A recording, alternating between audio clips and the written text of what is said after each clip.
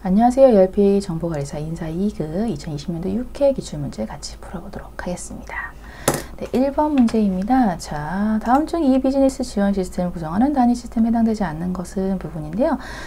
이 비즈니스 지원 시스템을 구성하는 것과 그리고 SEM 시스템이라고 해서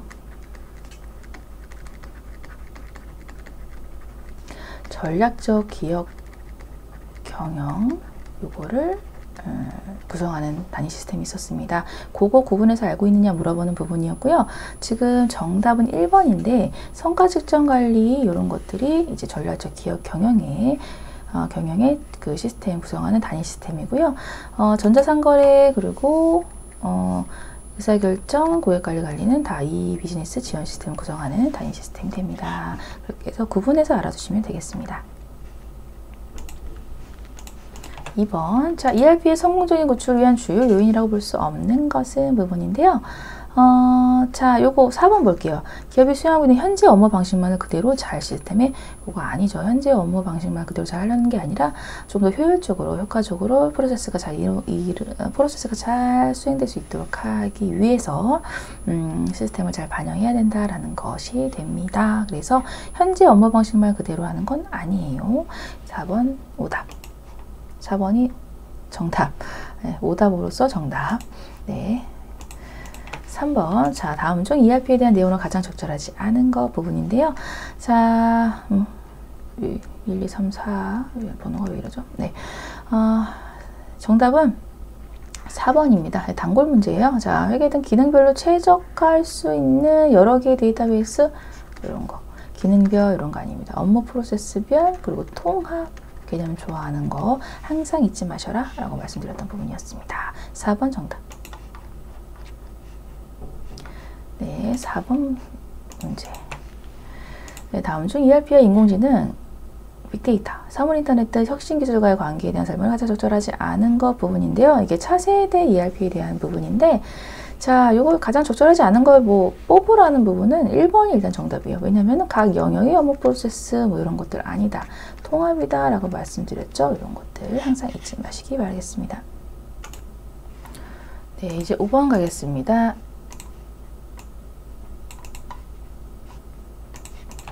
자, 다음 중 종업원의 상호협력 관계적 인사관리를 중요시 여기는 이론은 부분인데요. 자, 그 상호협력 관계, 인사관리 이런 것도 있잖아요. 상호협력 관계적 이런 거기 때문에 인간관계 관리를 중요시 하는구나 라고 여러분들이 캐치하시면 되는 부분이고요. 정답은 메이오의 호손실험 이론 이렇게 되겠습니다. 메이오의 호손실험 이론은 인간관계 인사관리와 관련된 이론, 인간관계 관리론 요거죠. 그래서 4번이 해당이 되는 부분이고요.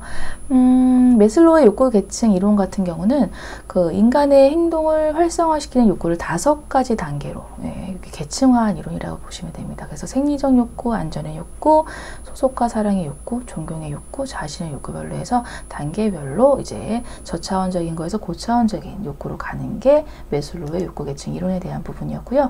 맥그리거의 XY 이론은 그 인간 본질에 대해서 상당히 상반되게끔 가정을 해서 X론적 인간관, Y론적 인간관 이렇게 인간관을 제기한 이론이 맥그리거 XY 이론입니다. 그래서 X론적 인간관은 상당히 게으르고 일하기 싫어하고 좀 지배받길 좋아하고 이런 게 X론적 인간관이고요. Y론적 인간관 같은 경우는 자기가 자기 스스로 동기부여를 할 줄 알고 일하기 좋아하고 자율적인 그런 것들이 해당되는 게 Y론적 인간관이라고 보시면 되겠습니다.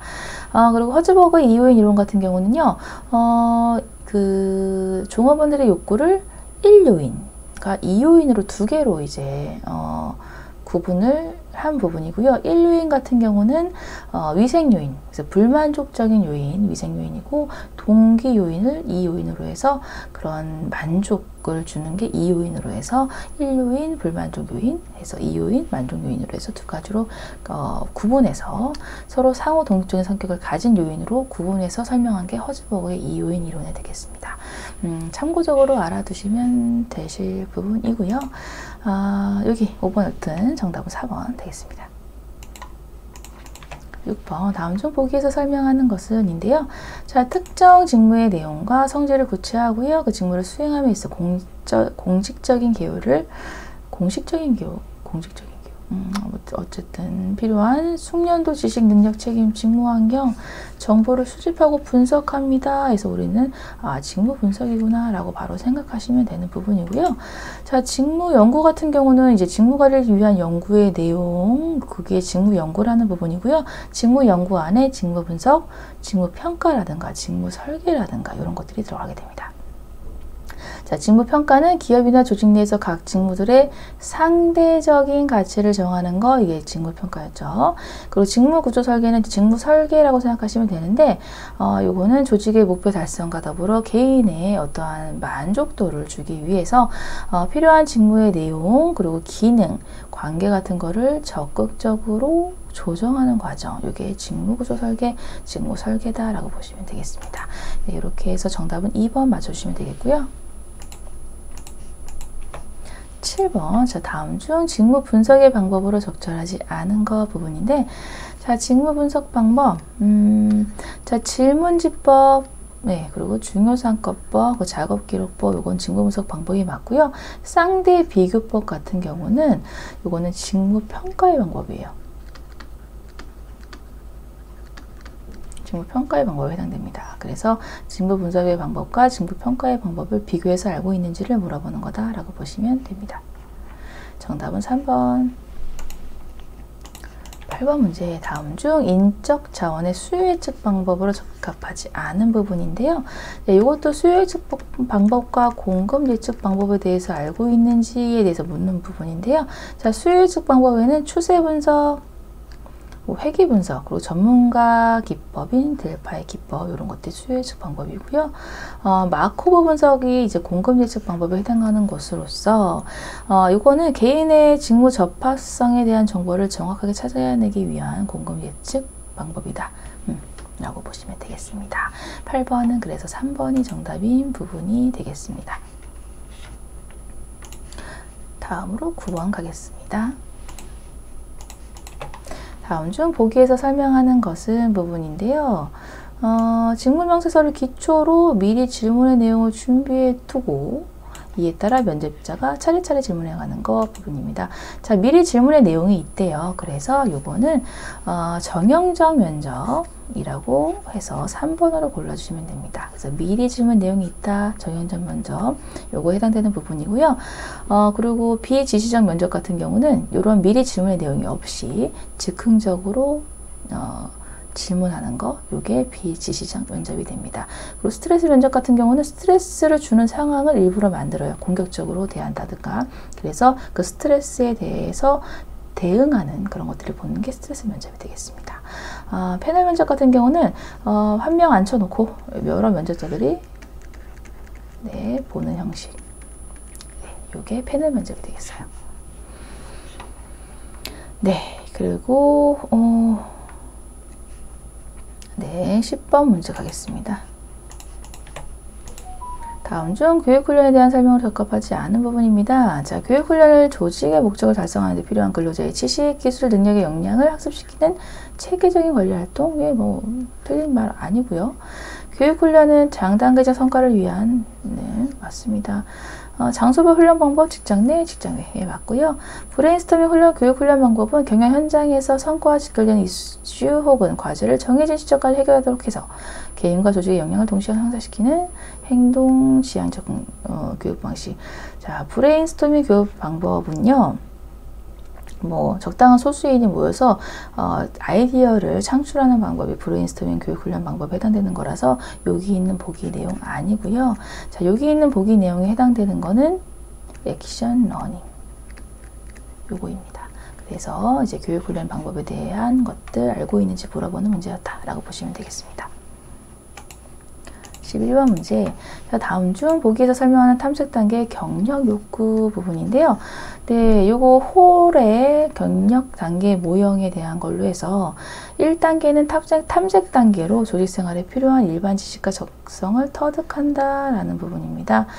그래서 이때는 주체 형성 이라고 생각하시면 되는 부분인데, 이게 이제 시험 문제에 거의 나온 적이 없었어요.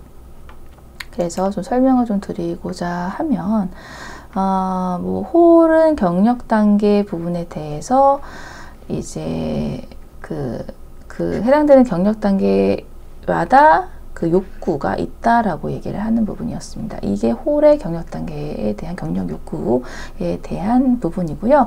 그래서 단계별로 자, 탐색 단계가 1단계고요.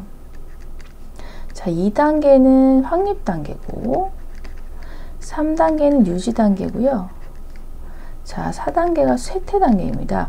이 단계별로 해서 해당되는 경력 욕구가 있다라는 게 홀의 경력 단계 모형이라는 얘기가 되는 부분이고요. 자, 1단계에서는 작업 탐색이 일어나는 부분이기 때문에 경력에 대한 정체성이 형성이 됩니다. 그래서 주체 형성이 된다라고 생각하시면 되는 부분이고요. 확립 단계에서는 특정 직무 영역에 정착을 해요. 정착하고 성과가 향상됩니다. 그래서 조직에 대한 친밀감이 형성되는 단계, 즉 친교 단계라고 보시면 되겠고요. 유지 단계 같은 경우는 직무 수행에 관심을 가지는 단계, 생산의 시기라고도 얘기하는 단계다라는 게 유지 단계. 해당이 됩니다. 쇠퇴 단계에서는 이제 은퇴에 대해 생각하는 단계에 그렇기 때문에 총정리하는 단계다라고 생각한다. 통합된다라는 통합 단계라고 생각하시면 돼요. 그래서 자, 탐색 단계는 주체 형성, 정체성 형성이고요. 확립 단계에서는 이제 친밀감, 친교에 대한 부분, 유지는 생산 단계, 쇠퇴는 통합 단계라고 생각하시면 돼요. 통합 욕구 이렇게 해서 이렇게 정리해 주시면 되겠고요. 뭐 다음에 시험 문제 나올 때는 요거 생각하셔서 풀이하시면 되겠습니다. 12번 다음 중 경력 개발의 기본 원칙에 해당하는 않는 거 부분인데요. 자, 경력 개발의 기본 원칙 정답 적합하지 않은 거 직무 순환의 원칙인데요. 경력 개발 기본 원칙은 적재적소 원칙과 승진 경로 원칙, 후진 양성의 원칙, 그 경력 기회 개발의 원칙, 이게 이제 경력 개발의 기본 원칙이고, 직무 순환의 원칙은 직무 순환을 시키는 부분입니다. 그래서 다른 직무를 하게끔 하는 거, 요게 이제 직무 순환의 용어인 거지 경력 개발의 기본 원칙에 해당되는 건 아니에요. 1번 정답. 13번 다음 중 보기에서 설명하는 것은 부분입니다. 자, 임금 곡선 자체의 상향 이동을 통한 임금 수준을 조정하는 부분입니다. 라는 부분. 자, 임금 곡선 자체의 상향 이동이에요. 임금 곡선이 이렇게 있으면 이 자체가 상향 이동하는 거예요. 그래서 요거는 베이스업에 대한 내용이 된다라고 보시면 되겠습니다. 자, 승급 같은 경우는요, 미리 정해진 임금 곡선을 따라서 연령, 근속연수, 능력에 따라 기본급이 증가되는 거. 그래서 이미 정해진 임금 곡선이 있고, 요거에 따라서 임금 곡선 상의 이동이 승급이다라고 보시면 되겠고요. 승격은 직무의 질이 향상된 겁니다. 그래서 이건 보통 승진과 같이 병행돼서 되는 게 승격이다라고 보시면 돼요. 최저임금 제도는 종업원의 생활 안정을 위해서 임금에게 최저 수준을 정하고 법적으로 강제하는 게 최저임금 제도였습니다.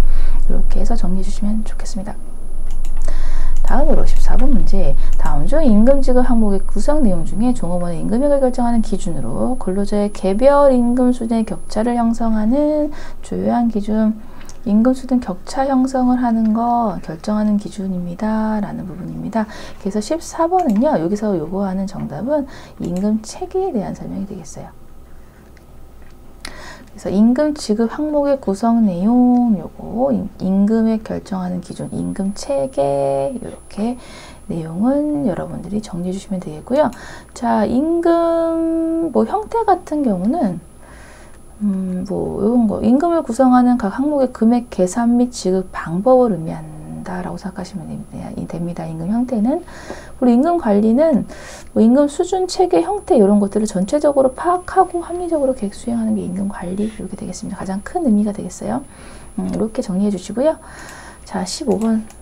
자, 다음 중 특별한 자격 면허 기능 보유자에게 지급하는 수당입니다.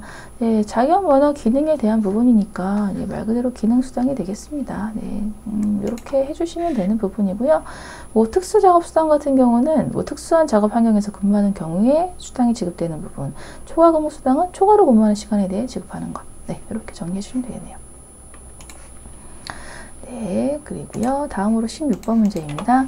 자, 다음 중 2020년 기준 직장가입자의 건강보험료율인데요. 뭐 이렇게까지는 시험 문제 잘 솔직히 나오진 않아요. 뭐 요율을 누가 다 외우고 있겠습니까? 예, 근데 이제 좀 나왔으니까 그냥 뭐 6.67이었다라고 생각해 주시면 되겠습니다. 네, 이렇게 해서 마무리하시고요. 네, 17번 문제입니다. 자, 다음 중 원천징수에 대한 설명으로 적합하지 않은 부분인데요. 자, 4번인데 원천징수 의무자는요, 원천징수한 세금을 소득 지급일이 속하는 달의 마지막 날까지 속하는 달이 아니라 원천징수한 세금을 소득 지급일이 속하는 달의 다음 달 10일까지 속하는 날의 다음 달 10일까지예요. 네, 그래서 속하는 달의 마지막 날 아니고 속하는 달의 다음 달의 10일까지 기억해 주시고요.